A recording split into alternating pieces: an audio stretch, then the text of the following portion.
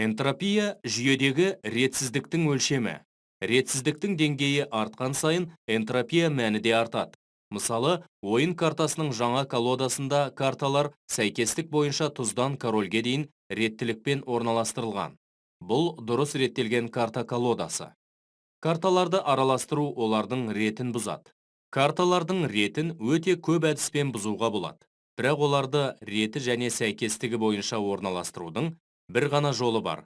Карталарды қайта араластыру арқылы реттелген колода алу ықтималдығы өте аз. Карталары кездейсоқ реттілікпен орналасқан колода алу ықтималдығы әлдеқайда жоғары. Физикалық және химиялық өзгерістер кезіндегі ретсіздік деңгейі мен энтропия мәні жүйедегі және оны қоршаған ортадағы бөлшектер жиынына қатысты. Басқаша айтқанда, энтропия бөлшектерді қанша тәсілмен орналастыруға болатынын және энергия олардың арасында қанша тәсілмен бөлінуі мүмкін екенін көрсетеді. Қатты кристалдық дене сияқты бөлшектері реттелген және шектелген кеңістікте орналасқан денелердің ретсіздік деңгейі және сәйкесінше энтропия мәні де төмен болады. Керісінше, еркін қозғалатын газ тәрізді бөлшектері бар жүйе кеңістікте біршама көп орын алады. Сондықтан жүйенің ретсіздігі де, энтропия мәні де жоғары болады. Егер газдың біраз бөлігін вакуумдық ыдысқа көшірсе, біраздан соң газ ыдыстың барлық көлеміне біркелкі таралады. Бұл процесс не себепті өздігінен жүреді және неліктен оған кері процесс өздігінен жүрмейді? Бұл сұраққа жауап беру үшін өзара жалғанған бірдей екі ыдысқа молекулаларды бір-бірлеп қосқанда не болатынын қарастырайық. Егер біз тек бір ғана молекуланы қоссақ, онда екі түрлі жағдай ғана болуы мүмкін. Молекула ретсіз қозғалатындықтан, ол уақытының жартысын А ыдысында, ал қалған жартысын Б ыдысында өткізеді. Оның кез келген уақытта белгілі бір ыдыста болу ықтималдығы 2-ден 1-ге тең. Енді тағы бір молекуланы қосып көрейік. Енді молекулалардың орналасуының 4 түрлі жағдай болуы мүмкін. Тек бір жағдайда ғана екі молекулада А ыдысында болады. Сондықтан, екі молекуланың да бұл ыдыста болу ықтималдығы 4-тен 1-ге тең. Молекулалар саны артқан сайын, мүмкін орналасулар саны да артады. Ал барлық молекулалардың бір ыдыста болу ықтималдығы азая береді. Мысалы, 6 молекула үшін 64 орналасу жағдайы болады. 6 молекуланың да А ыдысында болу ықтималдығы 64-тен 1-ге тең. Газдың жарты литрінде шамамен оның 22 дәрежесі молекула болады. Олардың бәрінің бір ыдыста болу ықтималдығы өте төмен. Сондықтан біз шын мәнінде молекулалардың екі ыдыста да кездейсоқ үлестірілетінін көре аламыз. Азот пен сутек әрекеттесіп, стандартты жағдайда экзотермиялық реакция нәтижесінде аммиак түзеді. Жүйенің стандартты энтальпия өзгерісі -93 килоджоуль бөлінген мольге тең. Жүйенің стандартты энтропия өзгерісі -202 джоуль бөлінген кельвин мольге тең. Ол теріс мәнге ие. Себебі реакция барысында газдың көлемі азаяды. Энтальпия өзгерісі мен температураны біле отырып, қоршаған ортаның энтропия өзгерісін есептеп, оның +312 джоуль бөлінген кельвин мольге тең екенін анықтай аламыз. Килоджоульді джоульге айналдыруды және температураны кельвинмен өрнектеуді ұмытпаңыз. Жүйе үшінде, қоршаған орта үшінде жалпы энтропия өзгерісі +110 джоуль бөлінген кельвин мольге тең. Энтропия өзгерісі оң мәнге ие болғандықтан, бұл процесс барысында жалпы энтропия артады және реакция спонтанды болады. Сутек хлормен реакцияға түскенде энтропия өзгерісі кішкентай және оң мәнге ие болады. Себебі реакцияға дейінгі және реакциядан кейінгі газ молекулаларының саны өзгермейді және реагенттер мен өнімдердің көлемі шамамен бірдей.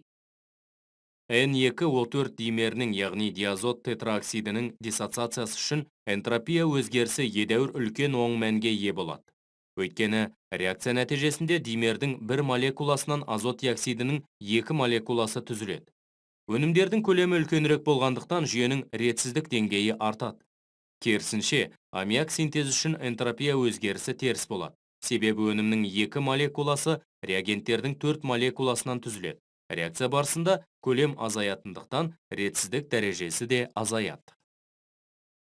Еру кезінде еріген кристалдағы бөлшектердің реттелген жиынтығы ерітіндіде ыдыраған бөлшектердің ретсіз жүйесіне айналады. Енді еріген зат бөлшектерінің еріткіш бөлшектерінің арасында орналасуының көптеген жолдары бар. Сондықтан энтропия артады. Мәні үлкен болмаса да, энтропия өзгерісі оң мәнге ие. Мысалы, натрий хлориді ерігендегі энтропия өзгерісі плюс 44 джоуль бөлінген Кельвин мольге тең. Мұның себебі натрий иондар мен хлорид иондар сулы ертіндіде гидраттанады. Гидраттанған иондар орталық ионның айналасында нақты бірнеше су молекулаларының қабаттарымен қоршалған бір шама реттелген құрылымға ие. Бұл реттелген құрылым бөлшектер арасындағы реттілік дәрежесін арттырады. Сондықтан жалпы энтропия өзгерісі айтарлықтай үлкен емес. Егер стақанға ыстық су құйып қойсақ, біраз уақыттан кейін ол қоршаған орта температурасына дейін суиды. Ыстық судың энтропиясы суық суға қарағанда жоғарырақ болатыны анық. Олай болса, бұл өзгеріс неліктен спонтанды болады? Бұл сұраққа жауап беру үшін стақанды қоршаған ортамен бірге қарастыруымыз керек. Су суыған кезде су молекулаларының энергиясы ауа бөлшектеріне беріледі. Энергия бөлмедегі ауа бөлшектері арасында су молекулаларының арасындағыға қарағанда көп жолмен таралады. Сонымен, стақан мен қоршаған ортаны бірге қарастырғанда жалпы энтропия артады. Күнделікті тұрмыста кейбір процестердің спонтанды, ал кейбірінің спонтанды емес екенін көре аламыз. Спонтанды өзгерістер өз бетімен жүретіндей көрінеді. Оларға сырттан ешқандай энергия қажет емес. Су таудан еңіске қарай өздігінен ағады, бірақ жоғарыға қарай ешқашан ақпайды. Металл өзекті бір жағынан қыздырғанда, металл біраздан соң біркелкі температураға ие болады. Ал кері жағдай, яғни металдың бір бөлігі өздігінен қатты қызып, ал екінші бөлігі суық күйде болуы мүмкін емес. Қан суда оңай ериді, бірақ оның судан бастапқы күйінде қайта пайда болуы мүмкін емес құбылыс. Энергия беру арқылы кейбір спонтанды процестерді өзгертуге болады. Бөлме температурасында темір гидратталған оксид түзе отырып, баяу таттанады. Дегенмен жоғары температурада кері процесс темір оксидінің металдық темірге дейін ыдырауы өздігінен жүреді. Осы сияқты суды да электр сорғыларының көмегімен жоғарыға қарай айдауға болады. Температура төмендеген сайын энтропия азаяды. Кельвин бойынша 0 градус температурада мінсіз түрде реттелген бөлшектерден тұратын қатты дене үшін энтропия мәнін 0-ге тең болуы керек. Осыдан әртүрлі заттар үшін энтропияның абсолютті мәндерін есептеуге болады. Стандартты энтропия берілген зат үшін стандартты жағдайда, яғни Кельвин бойынша 298 немесе Цельсий бойынша 25 градус температурада және 100 килопаскаль қысымда өлшенген энтропия. Көптеген заттардың стандартты энтропия мәндері анықталып, термохимиялық кестелерге енгізілген. Мысалы, хлор газының стандартты энтропиясы плюс 223 джоуль бөлінген Кельвин мольге, ал сұйық судыкі плюс 70 джоуль бөлінген Кельвин мольге тең. Энтропияның өлшем бірлігі джоуль бөлінген Кельвин моль. Мұнда энтальпия өзгерісіндегі сияқты килоджоуль емес, джоуль қолданылатынына назар аударыңыз. Абсолютті стандартты энтропия мәндері әрқашан оң мәнге ие болады. Өйткені мінсіз түрде реттелген қатты денеден стандартты жағдайдағы затқа ауысу әрдайым ретсіздіктің, сәйкесінше энтропияның артуымен байланысты. Еркін қозғалатын бөлшектердегі ретсіздіктің деңгейі жоғары болуына байланысты, газдардың энтропия мәні әдетте үлкен болады. Будың энтропиясы да әрдайым сәйкес сұйықтықтың энтропиясымен салыстырғанда жоғары болады. Себебі судағы бөлшектер шектелген кеңістікте салыстырмалы түрде жоғары реттілікпен орналасады. Мысалы, су буының энтропиясы 189 джоуль бөлінген Кельвин мольге тең болса, сұйық судыкі 70 джоуль бөлінген Кельвин мольге тең. Қатты денелердің энтропиясы одан да төмен. Алмаздың энтропиясы графиттің энтропиясынан төмен екеніне назар аударыңыз. Мұның себебі алмаздағы көміртек атомдары графиттегіге қарағанда анағұрлым жақсы реттелген. Энергияны беру арқылы кейбір процестерді кері бағытта өзгертуге болатыны, энергияның спонтанды процестердің жүруіне жағдай жасайтынын көрсетеді. Су тек потенциалдық энергиясы жоғары нүктеден потенциалдық энергиясы төмен нүктеге қарай ағады. Метанның жануы сияқты экзотермиялық процестер де спонтанды процестерге жатады. Алайда эндотермиялық процестерде өздігінен жүруі мүмкін. Мұз кесегінің еруі эндотермиялық процесс болса да, мұз бөлме температурасында ериді. Аммоний нитратының суда еруі эндотермиялық процесс, сонда да аталған тұз суда оңай еріп, керемет суыту әсерін береді. Жоғары температурада темір оксидінің эндотермиялық ыдырауы өздігінен жүреді. Бұл мәліметтердің барлығы процестердің өздігінен жүру-жүрмеуіне әсер ететін энергиядан басқа фактордың болуы керектігін меңзейді. Су синтезі үшін энтропия өзгерісі үлкен теріс мәнге ие.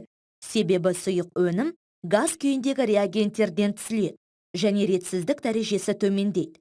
Керісінше, сутек пероксидінің ыдырауы газ күйіндегі оттектің түзілуіне байланысты энтропия өзгерісінің салыстырмалы түрде үлкен оң мәнге ие болуымен сипатталады. Химиялық немесе физикалық өзгерістер спонтанды жүру үшін жүйе мен қоршаған ортаның жалпы энтропия өзгерісі оң мәнге ие болуы керек. Жүйенің энтропия өзгерісін стандартты энтропия мәндері арқылы анықтауға болады. Ал қоршаған ортаның энтропия өзгерісін қалай табамыз? Егер жүйеде экзотермиялық процесс жүретін болса, жылу қоршаған ортаға беріледі. Осылайша молекулалық деңгейдегі ретсіздікте қоршаған ортаның энтропиясы да артады. Ал эндотермиялық процесте керісінше, жылу қоршаған ортадан жүйеге беріледі. Сондықтан қоршаған ортаның энтропиясы төмендейді. Бұдан қоршаған ортаның энтропия өзгерісі жүйенің энтальпия өзгерісіне пропорционал деген қорытындыға келеміз. Минус таңбасы жүйенің теріс энтальпия өзгерісі қоршаған ортаның оң энтропия өзгерісіне сәйкес екенін көрсетеді, немесе керісінше. Қоршаған ортаның энтропия өзгерісі температураға да тәуелді. Егер температура жоғары, молекулалар ретсіз күйде болса, қосымша жылудың жұтылуы энтропияны айтарлықтай өзгертпейді. Ал температура төмен, молекулалар біршама реттелген күйде болса, жұтылған кішкене жылу мөлшерінің өзі едәуір энтропия өзгерісіне алып келуі мүмкін. Осылайша, қоршаған ортаның энтропия өзгерісі температураға кері пропорционал екенін көреміз. Екі пропорцияны біріктіріп, қоршаған ортаның энтропия өзгерісінің өрнегін аламыз. Бөлшектері салыстырмалы түрде кішкентай кеңістікте жоғары деңгейде реттеліп орналасқан қатты кристалдық дененің энтропия мәні төмен болады. Кристалды қыздырғанда бөлшектер өз орындарында көбірек энергиямен тербеле бастайды. Сондықтан ретсіздік деңгейі мен энтропия мәні де ақырындап өсе бастайды. Кристалл балқығанда энтропия бірден артады. Енді бөлшектер нақты бір орында тұрмайды. Олар сұйықтықта кез келген бағытта қозғала алады. Температураның артуымен сұйықтықтағы бөлшектерге қолжетімді энергетикалық деңгейлер саны артып, энтропия да арта береді. Энтропияның екінші рет күрт артуы сұйықтықтың қайнау кезінде болады. Қайнау кезінде молекула аралық күштер бұзылып, газ бөлшектері үлкен көлемде еркін қозғала алады. Осылайша олар өте жоғары ретсіздік дәрежесіне жетеді.